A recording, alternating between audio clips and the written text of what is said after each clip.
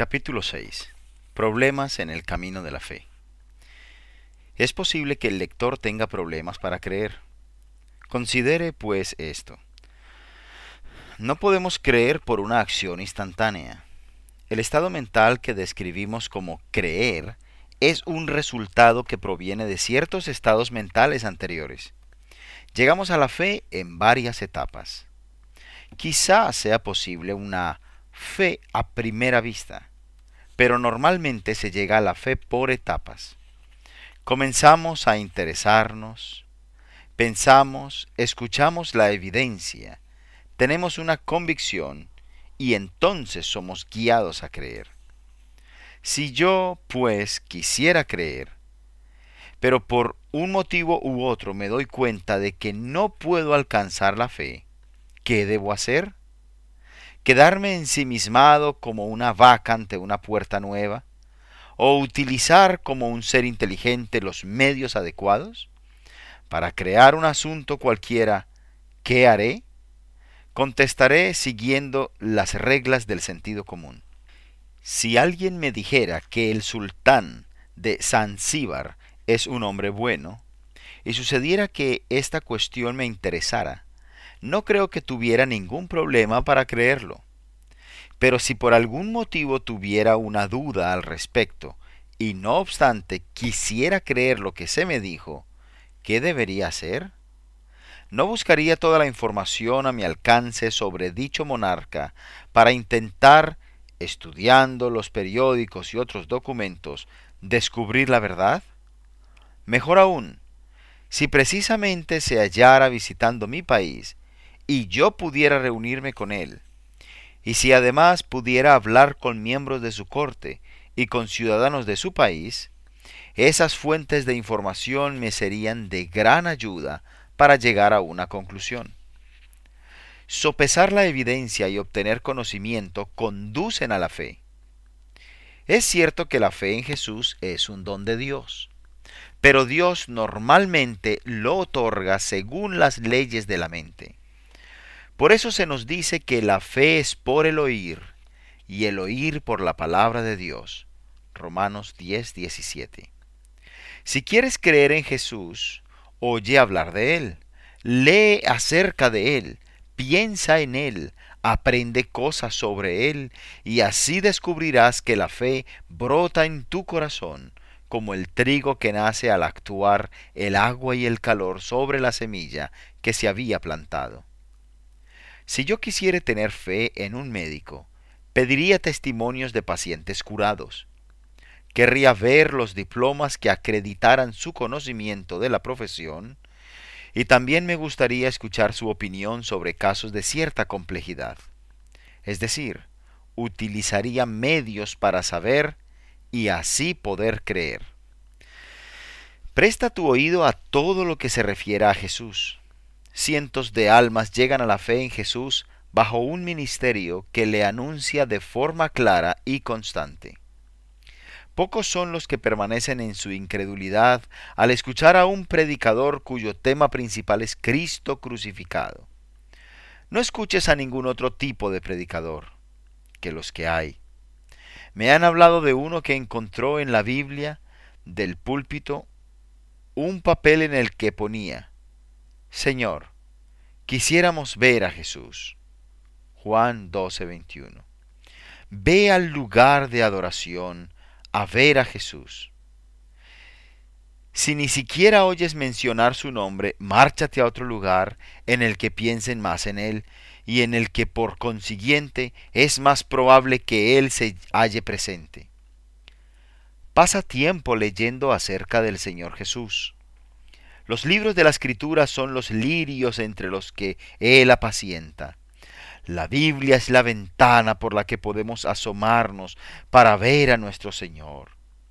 Repasa el relato de sus sufrimientos y muerte con devota atención.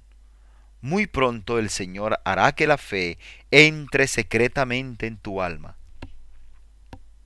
La cruz de Cristo no solo recompensa la fe, sino que también engendra fe. Muchos creyentes pueden afirmar: cuando te veo herido y afligido en la cruz maldita, agonizando, Pronto encuentro que mi corazón está creyendo que es por mí por quien sufriste tanto. Si oír y leer no son suficientes, ponte seriamente a pensar en este asunto, replantéatelo y resuélvelo. O bien cree, o bien conoce la razón por la que no crees. Examina el asunto utilizando al máximo tu capacidad y ora a Dios pidiéndole que te ayude a hacer una investigación completa y a tomar una decisión sincera. Sea cual sea el resultado, reflexiona en Jesús, quién fue y si la naturaleza de su persona no merece confianza. Reflexiona en lo que hizo y si esto tampoco es un buen motivo para confiar en él, reflexiona en su muerte, su resurrección de entre los muertos, su ascensión y su continua dedicación a interceder por los transgresores.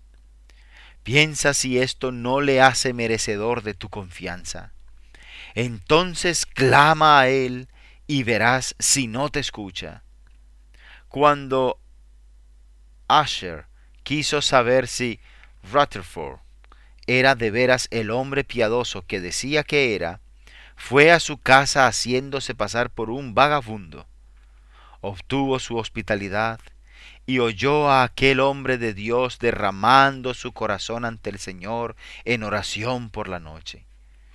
Si quieres conocer a Jesús, acércate a Él lo más que puedas estudiando su persona y apelando a su amor. Hubo un tiempo en que habría necesitado pruebas para hacerme creer en el Señor Jesús, pero ahora lo conozco también, habiéndole puesto a prueba, que haría falta una grandísima evidencia para hacerme dudar de él. Ahora me es más natural confiar que dudar. Es el triunfo de la nueva naturaleza. No sucedía lo mismo al principio. La novedad de la fe es, al principio, una fuente de debilidad, pero un acto de confianza tras otro hace de la fe un hábito. La experiencia aporta a la fe una poderosa confirmación. No ando perplejo por las dudas, porque la verdad que creo ha obrado un milagro en mí. A través de ella he recibido y aún poseo una nueva vida que antes me era desconocida. Esta es una confirmación de primera magnitud. Soy como aquel buen hombre que vivía con su mujer en un faro desde hacía muchos años. Un visitante que vino a ver el faro, mirando por la ventana sobre la inmensidad de las aguas, le preguntó a la buena mujer: ¿No tiene miedo por la noche cuando hay tormentas y las olas suben hasta lo más alto del faro? ¿No teme que éste y todo lo que hay en él se venga abajo? Estoy seguro de que a mí me daría mucho miedo confiar mi vida a una torre tan estrecha en mitad de grandes olas. La mujer comentó que ahora ya no se le ocurría pensar tal cosa. Llevaba viviendo allí tanto tiempo que se sentía tan segura en aquella roca solitaria como cuando estaba en tierra firme. ¿Y su marido? Cuando se le preguntó si no le preocupaba el viento huracanado, respondió: sí, me preocupa que los reflectores no estén bien dispuestos y la llama encendida, no sea que alguna embarcación dé en un escollo. Y respecto a la preocupación por la seguridad del faro o su propia seguridad en él, la había dejado atrás hacía mucho. Lo mismo sucede con el creyente maduro. Puede humildemente afirmar: estoy seguro que es poderoso para guardar mi depósito para aquel día. Segunda de Timoteo 1:12. De aquí en adelante que nadie me cause molestias con dudas y preguntas. Traigo en mi alma las pruebas de la verdad y el poder del Espíritu Santo, y no aceptaré ninguno de tus elocuentes razonamientos. El Evangelio para mí es la verdad. No me importa parecer si no lo es. Arriesgo el destino eterno de mi alma a la verdad del Evangelio, y sé que no hay en él riesgo alguno. Mi única preocupación es mantener la llama encendida, para poder así beneficiar a otros. Solo necesito que el Señor me dé suficiente aceite para que mi lámpara no se apague y de ese modo proyectar un rayo de luz en el oscuro y peligroso mar de la vida, y con eso estaré satisfecho. Ahora pues, tú que andas buscando intranquila, si tu pastor y muchas otras personas en quienes confías han hallado una paz y un descanso perfectos en el Evangelio, ¿por qué no habrías de hallarlo tú también? ¿Se ha cortado el Espíritu del Señor? ¿No hacen sus palabras bien al que camina rectamente? Miqueas 2:7. ¿No probarás tú también su poder salvador? Perfectamente verdadero es el Evangelio, pues Dios es su autor. Créelo. Perfectamente poderoso es el Salvador, pues es el Hijo de Dios. Confía en Él. Perfectamente eficaz es su preciosa sangre. Mírala para ser perdonado. Perfectamente lleno de amor es su corazón misericordioso. Corre hacia Él ahora mismo. De este modo le pediría yo a la persona que me escucha que busque la fe. Pero si no quisiera, ¿qué más puedo yo hacer? He traído el caballo hasta el agua, pero no puedo hacerle beber.